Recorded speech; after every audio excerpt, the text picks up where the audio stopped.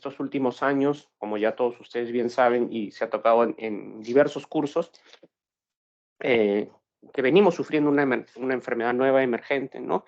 Producto de esta pandemia producida por la COVID-19, ¿no? Entonces, vamos a ir seguramente más adelante conversando un poco sobre esto. Como primer concepto, para comentarles acerca de las enfermedades reemergentes, ¿no? Como concepto viene siendo, se refiere a la enfermedad transmisible previamente conocida, ¿no? Por eso se llama reemergente, porque ya antes ha aparecido, ¿no? Y que reaparece como un problema de salud pública, tras una etapa significativa de descenso en su incidencia y un aparente control, ¿no? Que pueden ser debidos a cambios en el huésped, en el agente o en el medio ambiente, ¿no? Recordemos siempre esta triada que tenemos pues para todo lo que tiene que ver el ciclo de las enfermedades, ¿no? Que dependen de alguno de estos tres factores, alguna alteración en cualquiera de ellos puede hacer que varíe la incidencia de una enfermedad. Y tenemos también el concepto de las enfermedades emergentes, ¿no? Pues es una enfermedad transmisible que ha sido identificada y clasificada recientemente. Aquí es donde podemos nosotros incluir pues a lo que venimos sufriendo por la pandemia, por la COVID-19, ¿no? Muchas de estas enfermedades pueden causar epidemias peligrosas. En su momento, por ejemplo, el VIH o el virus del ébola, ¿no? El síndrome pulmonar por el hantavirus, otras fiebres hemorrágicas virales, la chikungunya, la Zika, que tuvimos hace algunos años atrás en la zona de la selva de nuestro país, ¿no? Algunas de estas enfermedades emergentes parecen ser nuevas, por ejemplo, la infección por el VIH, ¿no? Otras, como las fiebres hemorrágicas, pueden haber existido durante muchos años y han sido reconocidas recientemente debido a los cambios ecológicos u otros cambios ambientales y demográficos. Debemos recordar, pues, que todo el tema de la globalización y que el mundo ahora esté tan conectado ha hecho que enfermedades que de repente estaban muy localizadas en algunas partes del mundo y se encontraban aisladas, con el tema de la globalización, el uso de los aviones, ha hecho pues que estas enfermedades salgan de sus medios habituales y puedan haberse propagado en otros medios, ¿no? Entonces, de repente no son tan nuevas, ¿no? Sino que simplemente lo que ha sido es que han sido expuestas al mundo recientemente.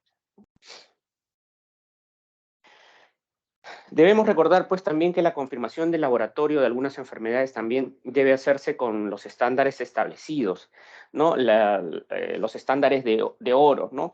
Eh, Estos usos de nuevas tecnologías también pueden llevar a una emergencia aparente, ¿no? ¿Por qué? Porque hoy en día vemos cada vez más que las pruebas de apoyo al diagnóstico, como pueden ser las de laboratorio, mejoran grandemente, ¿no? Entonces, eso ha hecho que se puedan afinar o encontrar enfermedades que antes no eran detectadas, ¿no? Por ejemplo, ¿no? Un ejemplo es la reacción de la cadena de la polimerasa, el PCR y el Western blot, ¿no? El Western blot tiene una mayor especificidad para poder diagnosticar, ¿no? Algunas patologías, ¿no? Como el VIH-Sida, ¿no? En contraste, ¿no? Cuando hubo, por ejemplo, la emergencia por la legionelosis, ¿no? El problema que se enfrentaron en los epidemiólogos era la ausencia de una prueba de oro, ¿no?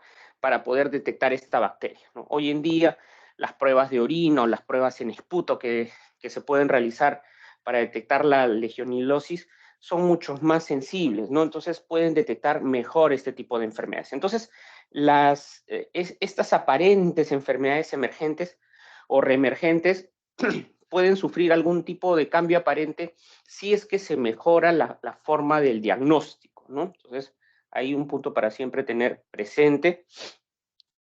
Debemos decir también pues, que las enfermedades transmisibles pueden reemerger también por el desarrollo de resistencia a los antibióticos convencionales, ¿no? O de nueva generación, ¿no? Como es el caso, por ejemplo, de la gonorrea, la malaria, el neumococo, en la cual pues los hacen cada vez más resistencia a los fármacos, ¿no? Entonces, eso hace que puedan reemerger estas enfermedades que aparentemente se tenían controladas con el arsenal terapéutico que podíamos tener nosotros a disposición en los servicios de salud, ¿no?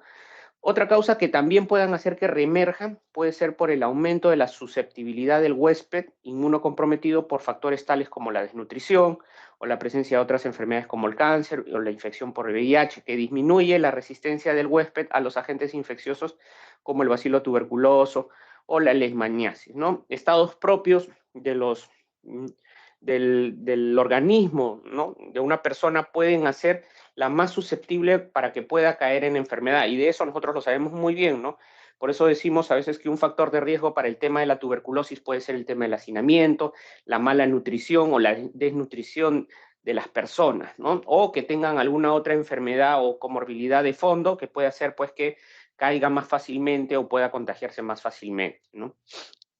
Otra causa también puede ser el debilitamiento de las medidas de salud pública adoptadas por los programas de control de enfermedades, como pueden ser el tema de la malaria, la tosferina, la tuberculosis, ¿no? Nosotros estacionalmente sabemos pues que en la zona de la selva, ¿no?, periódicamente aparece la malaria, ¿no? ¿Y qué es lo que ocurre cuando las medidas de salud pública como la fumigación no son llevadas a cabo a tiempo, ¿no? Entonces hay un pico, se incrementan las enfermedades producto de qué? Del debilitamiento de las acciones de salud pública que corresponden, ¿no? O en el caso de la tuberculosis, ¿no? Nosotros activamente en los servicios de salud se llevaba a cabo antes una búsqueda de los sintomáticos respiratorios.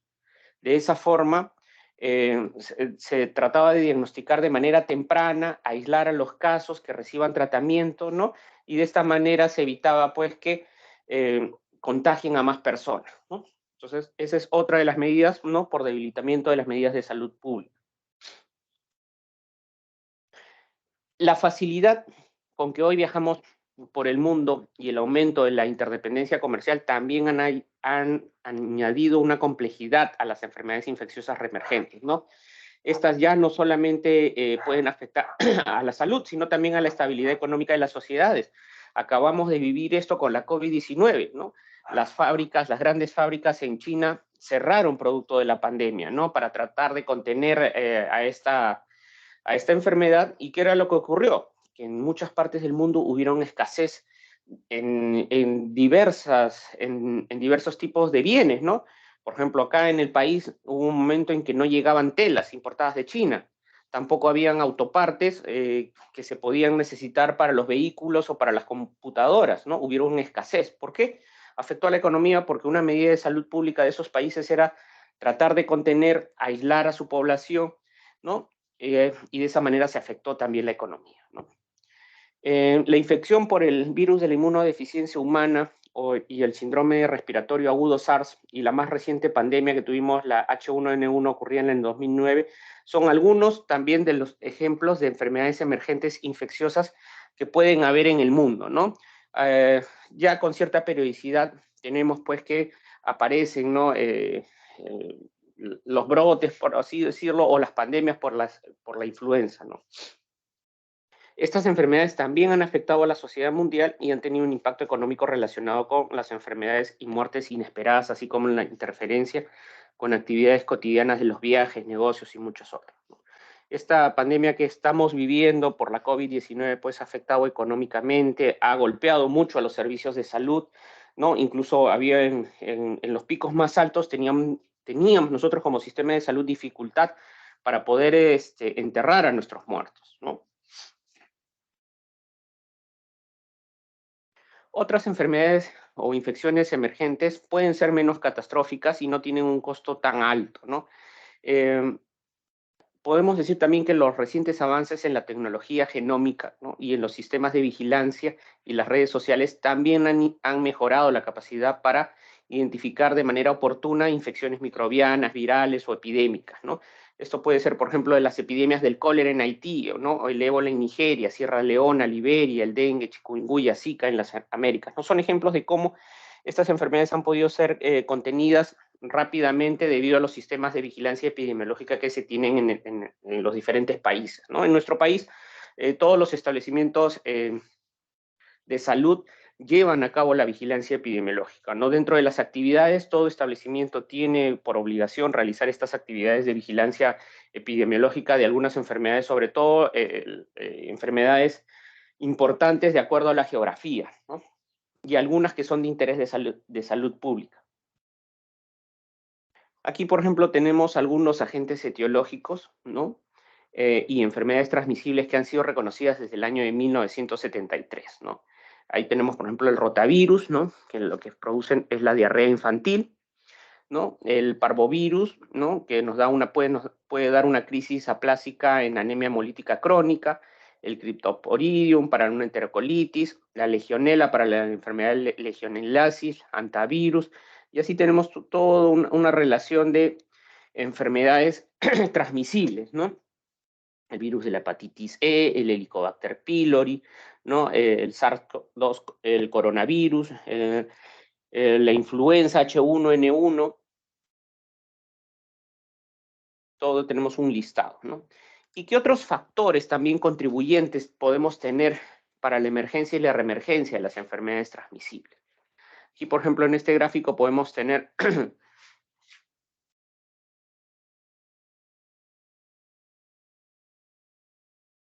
aquí podemos tener que uno de los factores contribuyentes es el comercio, ¿no? La globalización de los productos alimenticios, los cambios en la preparación, procesamiento, el empaque de los alimentos, la comercialización de los medicamentos, la demografía también, el crecimiento poblacional, las migraciones, ¿no? Los refugiados.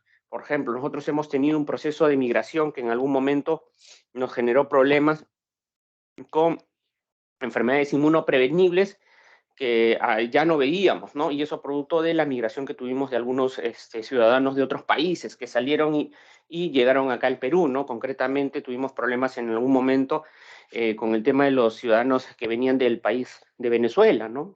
¿Por qué? Porque en ese país, por las dificultades que tenían, los niños que venían sin sus esquemas de vacunación completa, ¿no? Entonces eso terminó siendo una amenaza para la salud pública en el país. Felizmente eso ya aparentemente está controlado, ya los chicos han podido acceder, como es una estrategia a nivel nacional, el tema de las inmunizaciones no está sujeto al pago alguno o a que tengan algún tipo de seguro, ¿no? Simplemente basta que estén en edad escolar o en edad que corresponda para la vacuna y reciben este biológico, ¿no?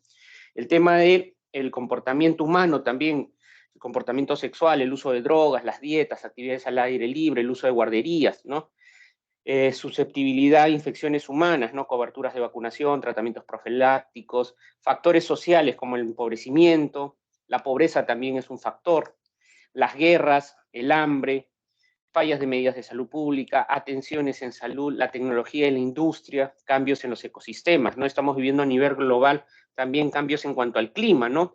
Tenemos procesos de inundaciones, sequías, calentamiento global, ¿no? Hoy en día, por ejemplo, esta semana, de acuerdo al INDECI, nos ha dicho que esta semana va a ser la más calurosa probablemente del año, ¿no? Y INDECI ha sacado un comunicado en que la población tiene que guardar los cuidados adecuados, tomar líquidos, los líquidos que tomen tienen que ser adecuadamente hervidos, el agua tiene que ser hervida, ¿no? Y entre otras medidas, ¿no? Falta de voluntad política, ¿no? También puede ser un factor contribuyente para la emergencia, ¿no? Cambio y adaptación microbiana, ¿no? Los virus, las bacterias también tratan de defenderse y se adaptan, ¿no? A los antibióticos o a los tratamientos que normalmente el hombre puede descubrir, ¿no?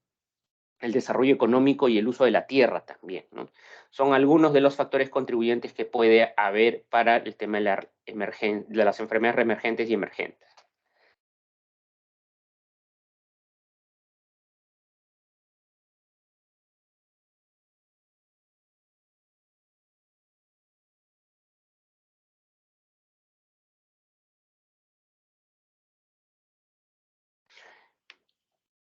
En cuanto a otros conceptos que podemos tener para lo que es enfermedades infecciosas emergentes y reemergentes, son algunos que han sido dados por el Instituto de Medicina de los Estados Unidos en el 92, en el cual pues definen las enfermedades emergentes como aquellas en las cuales la incidencia se incrementó desde las últimas 2 décadas, ¿no? Y amenazan, por ejemplo, con incrementarse en un futuro. Por ejemplo, puede ser la infección por el virus de inmunodeficiencia humana, desconocido que era al comienzo de los 80, pero hoy se reportan pues más de 50 millones de infectados, ¿no? Otro ejemplo es el caso de la COVID-19.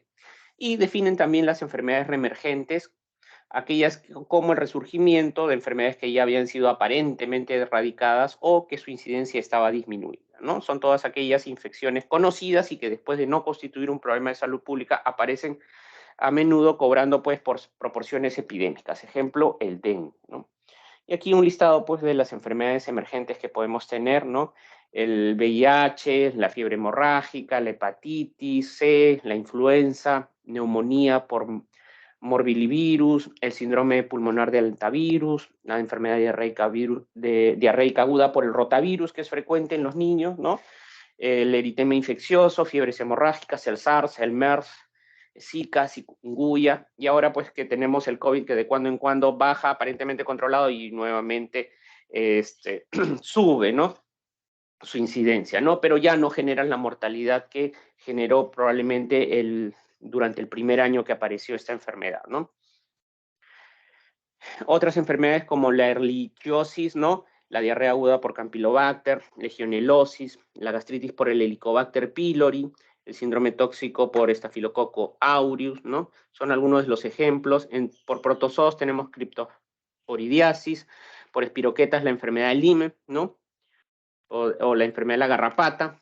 Y en cuanto a las enfermedades reemergentes, aquellas que se refieren al resurgimiento de enfermedades que ya habían sido aparentemente erradicadas, ¿no? Podemos tener al dengue, fiebre amarilla, rubiola, sarampión, la polios, meningitis, encefalitis equina, dentro de las que son por causas virales, ¿no? Las bacterianas, como ejemplo, leptospirosis, el cólera, la difteria, la tuberculosis, la peste, la bartonelosis. Si hablamos de las parasitarias, puede ser la malaria, la toxoplasmosis, la leishmaniosis, entre las micóticas, criptococosis, histoplasmosis y la candidiasis, ¿no? Entonces, son algunos de los ejemplos para enfermedades emergentes y reemergentes que tenemos, ¿no? Entonces, a lo largo de este último siglo XX que hemos pasado, lo que hemos visto es una gran disminución en la mortalidad por aquellas enfermedades infecciosas en función principalmente del saneamiento y de las nuevas tecnologías, ¿no? Es lo que podemos tener.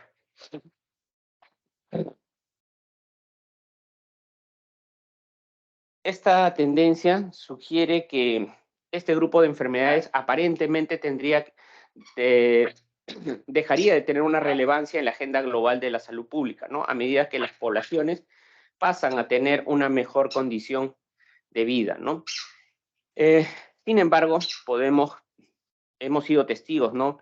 Que a fines de este siglo XX ha habido una reaparición o un resurgimiento de enfermedades que ya pensábamos que estaban controladas, ¿no? Y que también ha habido una rápida propagación de otras recientemente introducidas en la población humana, ¿no? Entonces, tanto la emergencia como la reemergencia de las enfermedades infecciosas no es un fenómeno desconocido ya para el mundo, ¿no? Y está siendo registrada en varios momentos, ¿no? De la historia de la humanidad, ¿no? Hemos tenido, por ejemplo, una pandemia por la peste bubónica o la gripe española, ¿no? Más de 80 millones de europeos quedaron reducidos a solo 30 entre la pandemia que hubo entre los años 1947 y 1357. Hoy en día, gracias a los diferentes descubrimientos en materia de salud, ¿no? Este tipo de enfermedades emergentes que aparecen no causan una mortalidad como las epidemias de antaño, pero aún así puede ser importante, ¿no?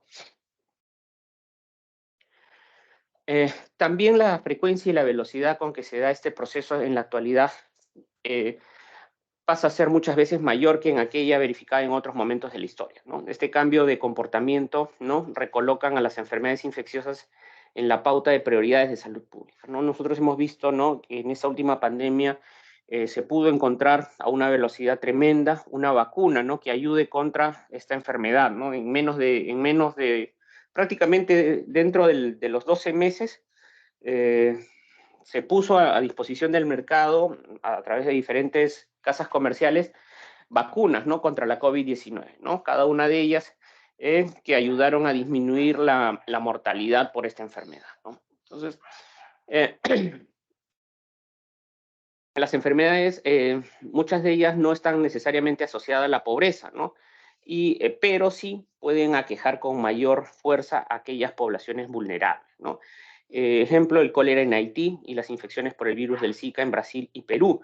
Recordemos pues que en nuestro caso, en el caso de la Zika, nuestro país más estaba asociado a la zona de la selva, ¿no? Y el cólera, que también nos golpeó en la década de los 90 acá en el país, estaba así efectivamente asociado a un tema de pobreza, ¿no? Menores condiciones de salubridad, ¿no? El uso de aguas no seguras, ¿no? Contribuyeron mucho a que la población que estaba expuesta pues tuviera mayores índices que aquella población que tenía más acceso y mejores condiciones sanitarias, ¿no?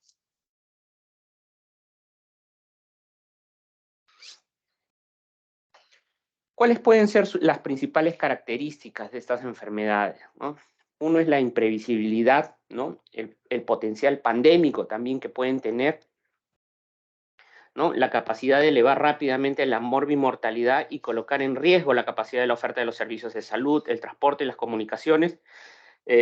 Nosotros nos hemos visto en esta última pandemia rebasados en los servicios de salud. Nunca se pensó que íbamos a necesitar en tal magnitud camas de cuidados intensivos, ¿no? Uso de oxígeno, ¿no? A tal demanda, ¿no? Entonces, nuestro sistema de salud quedó desbordado, ¿no? En esta última pandemia, ¿no? Y no solo el nuestro, ¿no? A nivel mundial, los servicios de salud a nivel mundial quedaron desbordados, ¿no? Entonces, es una de las características de estas enfermedades, causan un fuerte impacto económico en los países afectados. A nivel mundial todos los países sufrieron una afectación económica. ¿Por qué? Porque la población tuvo que mantenerse en aislamiento, en cuarentena, ¿no? Y eso hizo pues que todo el aparato productivo de los países se detuviera, ¿no? Y frecuentemente son originarios de otras especies animales, ¿no? Habitualmente pues estas enfermedades nuevas eh, aparecen pues de alguna mutación y son enfermedades pues que habitualmente estaban en algún otro ser vivo, ¿no? Aquí un poco para comentarles acerca de las pandemias históricas, ¿no? Una epidemia pues llega cuando menos se le espera, nadie prevé una epidemia, ¿no? Si no tuviera el impacto que hemos conversado en las láminas previas, ¿no? Y le da igual el nivel de control tecnológico que se pueda tener, ¿no? Se puede predecir, modelar de repente los efectos tras estudiar ya los casos anteriores, ¿no? Pero siempre el problema se va a agudizar el día después, ¿no? Como le sucede a la actual COVID-19, ¿no? Nadie pensó porque, por ejemplo, esta nueva enfermedad nos iba a, a, a saturar, ¿no? Las camas de cuidados intensivos, ¿no? Habitualmente uno pues espera que cuando haya una enfermedad nueva, sí voy a necesitar camas de hospitalización, cuidados de salud, pero nunca se pensó pues que esta enfermedad iba a llegar a tal punto que todos o un buen porcentaje de los pacientes que llegaban a servicios de salud iban a necesitar ventilación asistida, ¿no? No se podía prever, ¿no? Entonces, buscamos también en el pasado epidemias para ver qué se puede aprender de ellas, ¿no? Eh, es así que debemos aprender a combinar en la toma de decisiones tanto el sentido del rumbo de casos análogos del pasado, ¿no? Como la sensibilidad de saber adaptarlos al tiempo vital de quienes los sufren en la actualidad, ¿no?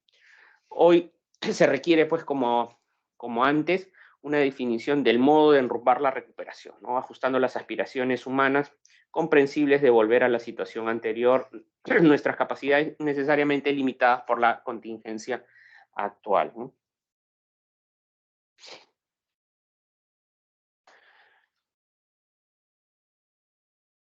Ahora vamos a conversar un poco acerca de los 5 momentos de la historia universal de las epidemias, ¿no?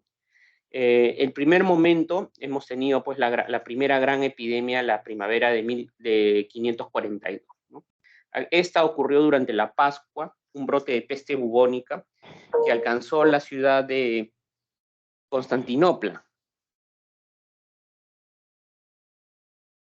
¿Se me escucha? ¿Estoy? Sí, doctor. Sí, ok. Sí, se me escucha, Que doctor. se había desconectado, gracias. Entonces, como les decía, el primer momento de estas grandes pandemias ocurrió en la Pascua, un brote de peste bubónica que ocurrió en Constantinopla, ¿no? Ocurrió durante el reinado del emperador Justiniano y se asoció un poco al tema del cambio climático, ¿no? Aquí hubieron muertes en grandes cantidades, no había distinción en cuanto a la edad, en cuanto al sexo, a la dieta o la clase social, ¿no? Y en pocos años, pues la peste alcanzó las Islas Británicas e Irlanda. Y se convirtió pues al final en una pandemia y había dinero, pero no había nada que comprar, ¿no? La administración del Estado se redujo a lo mínimo y al final se produjo un estancamiento de tipo administrativo y militar, ¿no? Esa fue la primer gran pandemia. El segundo momento de las pandemias históricas, tenemos a la peste negra, que ocurrió entre 1347 y 1350, ¿no? Aquí fue la epidemia más conocida, fue un efecto no deseado de la primera globalización en la que se unió Europa y China en tiempos de Marco Polo, ¿no? Y que hizo posible la ruta de la seda, ¿no? Por donde se transmitió la bacteria Pasteurelli pestis, ¿no? En el estómago de la pulga, Xenopsila, anidada pues en el pelaje de las ratas negras, en los barcos, ¿no? Se trasladó esta pandemia, ¿no? Habitualmente siempre pues se convierten en pandemia porque hay una forma como sale de su lugar de origen, ¿no? Y en la antigüedad esta se daba por barco. Hoy en día, ¿no? Las grandes pandemias se producen pues por la migración y esa gran velocidad producto de los aviones, ¿no?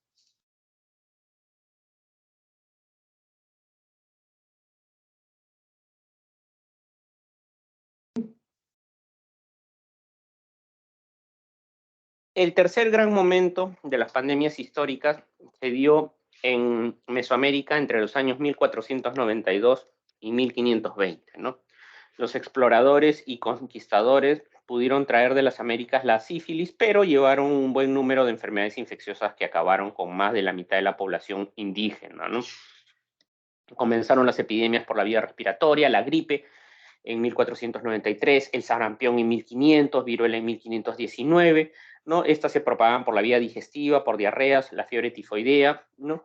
O también podían hacerse por picaduras de mosquitos como el tifo, ¿no? Entonces, la sociedad finalmente reaccionó y se crearon nuevas matrices urbanísticas en el desarrollo de las ciudades virreinales, ¿no? Se asentó la lengua común para mejorar la comunicación y las decisiones de poder frente al contagio, ¿no? Ese es otro gran momento cuando hubo la conquista, ¿no? Y se trajeron enfermedades del viejo continente a las Américas. El cuarto momento fueron las plagas durante las guerras 30, en los años 1618 al 1648, ¿no?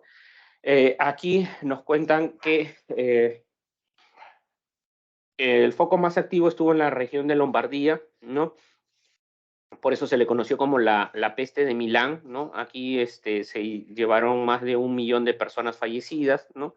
El movimiento, pues, de las tropas favoreció el contagio, ¿no? Un día estaban en Alemania y al siguiente en los Países Bajos, ¿no? Y esta fue una de las pestes en las que hubo tifus, viruela, paludismo, peste, ¿no? Todas las plagas se propagaban y eran transmitidas por el ejército, ¿no? Que tenía un movimiento constante, ¿no? El quinto momento, ¿no?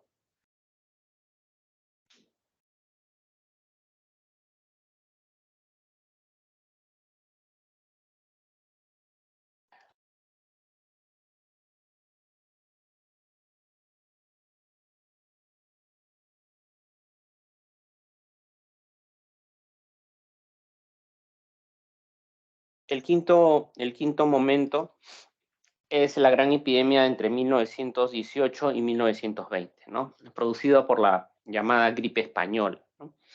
Esta vino precedida de dos brotes que hubieron en el siglo XIX, ¿no? Eh, esta enfermedad llegó en España en la primavera de 1918, ¿no? Donde la prensa hubo bastante difusión por esta epidemia y la sociedad pudo reaccionar, ¿no? Primero se tomó conciencia del peligro y se puso a investigar en los laboratorios, se crearon los primeros institutos especializados para aislar bacterias y virus con una tecnología cada vez más sofisticada y un método científico responsable, ¿no? Y se crearon las vacunas y los antibióticos, ¿no? Esos son los 5 grandes momentos de las pandemias, ¿no? Aquí algunos otros determinantes que podemos tener para el tema de las enfermedades emergentes y reemergentes. Ya habíamos visto en las láminas anteriores el proceso de globalización, el crecimiento poblacional también, la pobreza, los cambios climáticos, introducción de técnicas de crianza intensivas de animales también, ¿no? Para consumo. Hemos visto pues que existen de cuando en cuando infecciones en las aves y estas tienen que ser sacrificadas muy rápidamente, ¿no? Pueden ser ante cualquier proceso infeccioso, ¿no? Cambios del comportamiento humano, la elevada capacidad de adaptación y mutación de los microorganismos, alteración de la inmunidad, la existencia de áreas de extrema pobreza, ¿no? Como factores de riesgos, guerras, inestabilidad política, procesos migratorios, ¿no? Ya hemos visto eso. Algunas características peculiares de algunas enfermedades infecciosas es que su comportamiento no es previsible, nadie puede prever qué va a pasar, ¿no? Poseer la habilidad de adaptación, ¿no? Que les permite sobrevivir en condiciones adversas, pueden ser dependientes de la naturaleza y la complejidad del comportamiento humano, ser dependientes de la forma como se da el contacto entre las personas, ser frecuentemente originarios de otras especies animales, ¿no? Y esto explica su capacidad de emerger nuevas enfermedades infecciosas y reemerger luego de que éstas han sido aparentemente controladas, ¿no? Lo que nos queda es el tema de la vigilancia global y suponer cuáles son las acciones de medidas para contenerlas, ¿no? Aquí tiene que haber una estrecha articulación entre los diferentes sistemas nacionales de vigilancia, ampliar el uso de diferentes bases de datos como fuentes de información, tiene que haber una fuerte articulación de la vigilancia con el tema de la investigación científica, una rápida incorporación con los servicios de salud, del conocimiento producido en los centros de investigación, los sistemas de vigilancia y las redes de laboratorio perfectamente articulados, los canales adecuados de comunicación, que se obliga a los gobiernos a mejorar la capacidad nacional de forma en que permita un acompañamiento de los eventos en tiempo real y la necesidad de ampliar las fuentes de información. A nivel global se tienen pues los sistemas de vigilancia. Nuestro país también cuenta con un sistema de vigilancia de reportes de enfermedades de notificación que pueden ser inmediatas, semanales, mensuales, trimestrales, ¿no? Dependiendo de, ¿no? La ventaja que tenemos es que absolutamente en todos nuestros hospitales hay áreas de epidemiología y en el primer nivel existen reportes que se dan para enfermedades de notificación que son de interés en la zona. Entonces eso nos permite rápidamente poder captar o conocer si es que está ocurriendo algún comportamiento inusual de alguna enfermedad en una zona determinada, ¿no? Y esto nos permite tomar medidas para contener en caso que hayan problemas de salud, ¿no? ¿Qué desafíos en cuanto a la vigilancia en el siglo XXI podemos tener? Primero, la creación de infraestructura y formar recursos humanos, ¿no? La epidemiología en nuestro país no está reconocida o no es una especialidad como lo pueden ser la cardiología, la cirugía general, la pediatría, ¿no? Esta se forma básicamente por posgrado, aunque el Ministerio de Salud tiene un programa que le llaman el PREG para formar personal en epidemiología, pero está muy limitado al personal que labora en el Ministerio de Salud, ¿no? El desarrollo de protocolos innovadores para rápida identificación de enfermedades emergentes, inteligencia epidemiológica, la articulación, los laboratorios de salud humana y animal con la vigilancia, consolidar la red de centros de respuesta rápida para emergencias y fortalecer el vínculo de la vigilancia con la investigación científica, ¿no? Algunos paradigmas para el tema de la vigilancia global. Las estrategias de vigilancia para las enfermedades infecciosas deben considerar, ¿no?, la compleja interacción de los factores biológicos, sociales, demográficos y económicos, ¿no? Esto también va a implicar el análisis continuo del comportamiento de estas enfermedades, no solo de los aspectos relacionados al tiempo o el espacio, ¿no? Debemos considerar también los cambios en la forma de los contactos entre las personas y sus determinantes, ¿no? Los procesos de migración, de crecimiento, de intercambio, de comercial, y entre las personas y poblaciones animales y sus determinantes, ¿no? Qué alteraciones puede haber en el medio ambiente, nuevas técnicas de crianza intensivas de animales para el consumo humano, el uso de alimentos industrializados, ¿no? Así pues como el proceso evolutivo de los microorganismos y sus determinantes y los inducidos también por la aplicación de tecnologías de salud, este último aspecto parece importante, ¿no?, para desarrollar o actualizar nuestros sistemas de vigilancia, ¿no?, de microorganismos multiresistentes y de enfermedades sometidas a intervenciones por largos periodos. Aquí, por ejemplo, tenemos una gráfica, ¿no?, de cómo puede haber eh, mm, alteraciones en este tipo, ¿no? Cuanto mayor es la densidad de las poblaciones de animales domésticos y de humanos, más grande y rápida puede ser la amplificación, ¿no? Podemos tener animales que antes estaban, que tenían ciertas, pues, infecciones propias de ellos, y cómo cada vez más el incremento puede hacer que de un momento a otro pasen de un área a otra, de un animal a otro, y luego finalmente de animales de consumo humano puedan pasar a, no, a nosotros, al ser.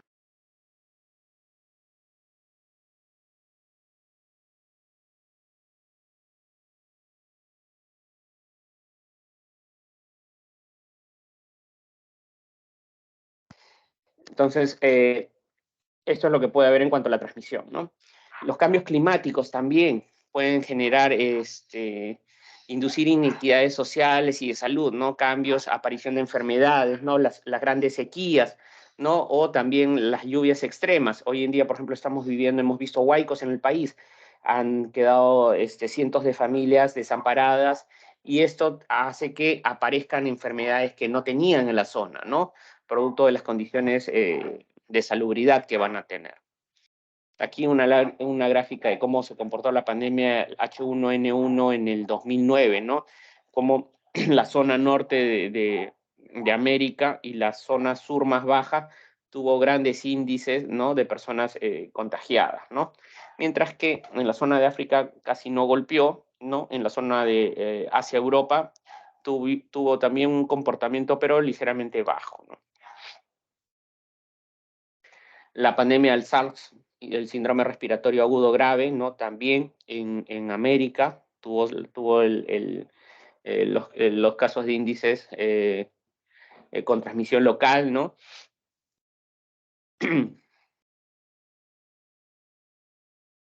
Otra fue en el caso de la fiebre amarilla, ¿no?, que habitualmente aparece siempre ligada bastante en la zona de la selva del Perú y la zona de Brasil, ¿no?, así como en la zona del África, ¿no? Podemos ver, ¿no?, siempre ahí en esas zonas, y no debe dejar de mirarse la fiebre amarilla.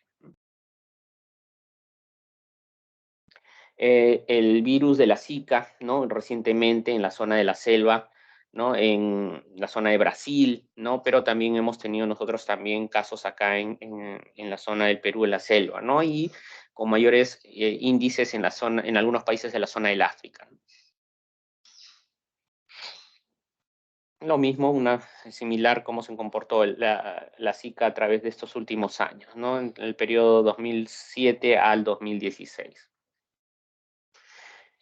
Estos, acá es una relación de los daños que están sujetos a vigilancia epidemiológica, ¿no? La viruela, la polio, antrax, cólera, difteria, la fiebre, la peste, rabia, rubiola, sarampión, el tifus, la tosferina, la chikungunya, son algunos de los ejemplos de las enfermedades que están sujetas a vigilancia epidemiológica, ¿no? Que en caso encontremos algún caso, inmediatamente van a ser reportados, ¿no? Aquí, por ejemplo, tenemos todos estos casos son de notificación inmediata. Ni bien se encuentran, tienen que reportarse. Aquí estos otros son de notificación semanal, ¿no? Se reportan semana a semana por parte de los establecimientos de salud, como el dengue, la enfermedad de Carrión, Chagas, hepatitis B, la leishmaniasis, la leptospirosis, la fiebre de chikungunya, ¿no? Tuberculosis pulmonar, extrapulmonar, la malaria, ¿no?, la sífilis. Estos son daños que se reportan semana a semana, ¿no? Estos también, diabetes, efectos por metales pesados, por mercurio, cobre, zinc, la sífilis, ¿no? Son enfermedades que se reportan semanalmente. Y estas son de notificación mensual, ¿no? El cáncer, ¿no? Las infecciones intrahospitalarias, lesiones por accidentes de tránsito, ¿no? Infecciones por VIH, tanto para niños como para gestantes, neumonías, asmas, tienen una forma de reporte mensual.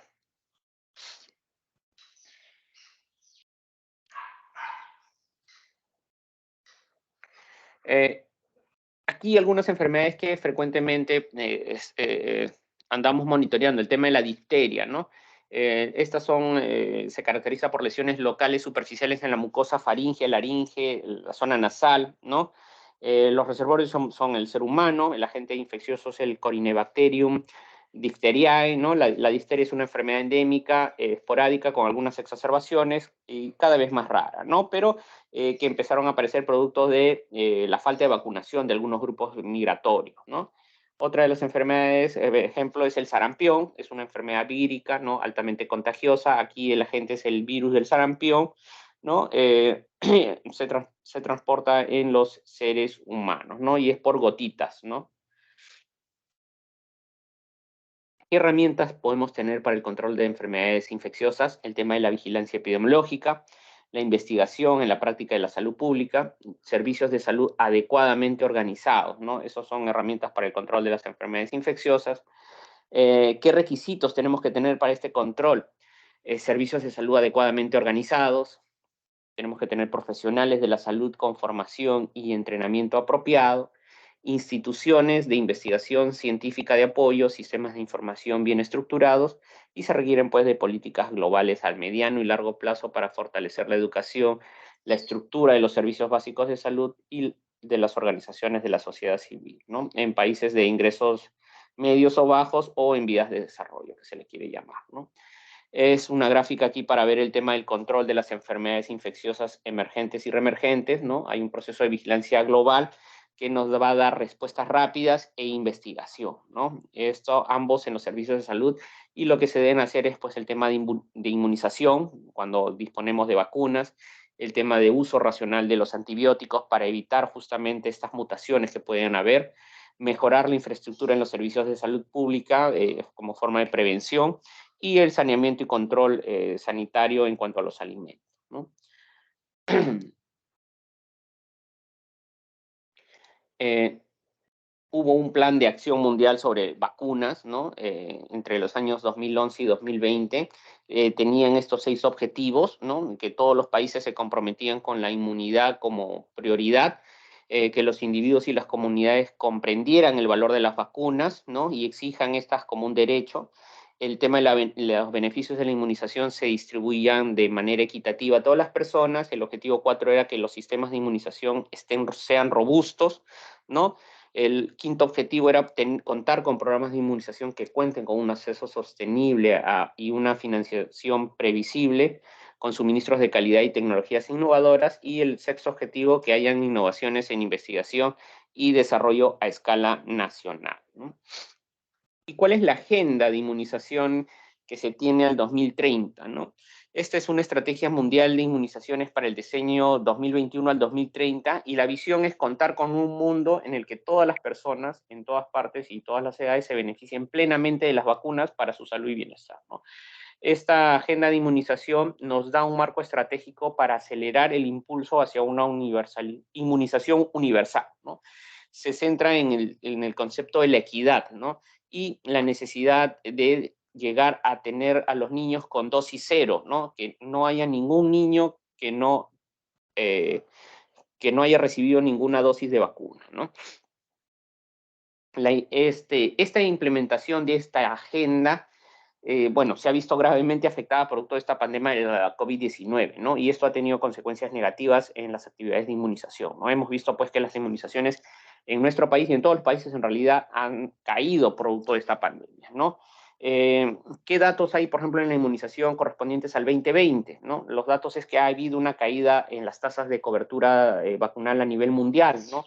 Entonces se dice que, por ejemplo, para ejemplos, el sarampión, se dice que 22.3 millones de niños no recibieron la vacuna contra el sarampión el año 2020, ¿no? Como nunca ha habido pues una disminución en la vacunación, y eso es producto de la COVID-19, ¿no? Otro dato que tenemos es que la cobertura del indicador global de inmunización DPT disminuyó del 86% en 2019 a un 83% en el 2020, ¿no? Cayó 3% a nivel mundial. Es decir, que los niños que no recibieron ninguna dosis de la DPT, los niños llamados dosis ceros, aumentó de 13.6 millones a 17.1 millones. Casi 3 millones y medio de niños dejaron de recibir a comparación del año previo, ¿no? La cobertura global también de la vacuna contra el virus del papiloma humano también cayó por primera vez en el 2020, ¿no? Se estima, ¿no?, que hubo 1.5 millones sin protección contra el cáncer de cuello uterino, ¿no? También se disminuyeron la introducción al mercado de nuevas vacunas en los países de ingresos bajos o medios, ¿no? Y fue menor a lo observado en el 2019. Nos dicen que en el 2020 solo se realizaron 25 introducciones de vacunas en los programas nacionales de países, ¿no?, por debajo del número promedio de introducciones que se había visto en los años previos, ¿no? ¿Qué datos tenemos en el 2021? Ya un año después de haber contado con la pandemia, ¿no? Los datos nos dicen, pues, que las dosis administradas de vacunas en los países también mostraron un fuerte descenso en comparación al 2020, ¿no? Aunque seguido de una recuperación ya hacia la segunda mitad del año 21, ¿no? No obstante, igual las dosis administradas han sido inferiores a las del 2019, ¿no? Eh, Igual en el 2021 los niveles de introducción de nuevas vacunas también fueron bajos, solo se introdujeron 16, ¿no? Y para fines del 21 casi todos los países ya habían ingresado la inmunización contra la COVID-19, ¿no? Un logro notable a pesar de las desigualdades en cuanto a que la cobertura todavía se presenta, ¿no? Para mayo del 2022 nos dicen, pues, que ya se habían administrado más de 11.000 millones de dosis contra la COVID-19, ¿no? Ya hoy en día, pues, el escenario ha cambiado, ¿no? Hay vacunas disponibles, más bien lo que hay es ahora también una resistencia de la población a vacunarse. Bueno, claro que en estos últimos poco más de un año, pues ya la población, el que menos ha recibido, pues 4 dosis, y ahora se está hablando de aplicar una dosis bivalente, una quinta dosis bivalente, ¿no? Los brotes también generalizados de polio, derivados de las vacunas circulantes y los casos de fiebre amarilla en el año 2021 también apuntan, pues, a tener dificultades para dar una respuesta oportuna a los brotes, ¿no? Y a una cobertura inadecuada que da lugar a un número considerable de niños con dosis cero en países emergentes, ¿no? Hemos tenido también la detección de un caso de poliomielitis salvaje en Malawi en febrero del 22, y una cepa, pues, que se observó por última vez en Pakistán hace 2 años, y 2 años en Pakistán en abril del 2022 ponen en relieve la constante necesidad de una amplia cobertura de la vacuna contra contra el poliovirus para lograr y mantener una erradicación. En realidad, existen enfermedades pues, que aparentemente o ya pensábamos que habían sido erradicadas en el mundo, pero lo que nos dice la ciencia es que están ahí, simplemente están dormidas, esperando, pues, un descuido en nuestros sistemas de salud pública, o que los sistemas bajen la guardia para nuevamente aparecer, ¿no? En realidad no se puede hablar de la erradicación completa de una enfermedad, sino que simplemente, aparentemente, puede estar controlada o puede estar silente, ¿no?, durante algún periodo de tiempo, ¿no? Pero una vez que las condiciones sean dadas, ¿no?, ya sea en el huésped, en el ambiente, ¿no?, o en el mismo agente, estas reaparecen, ¿no? Es un tema que puedo comentarles, ¿no? Y bien, esa es la última lámina. No sé si hasta acá alguna pregunta.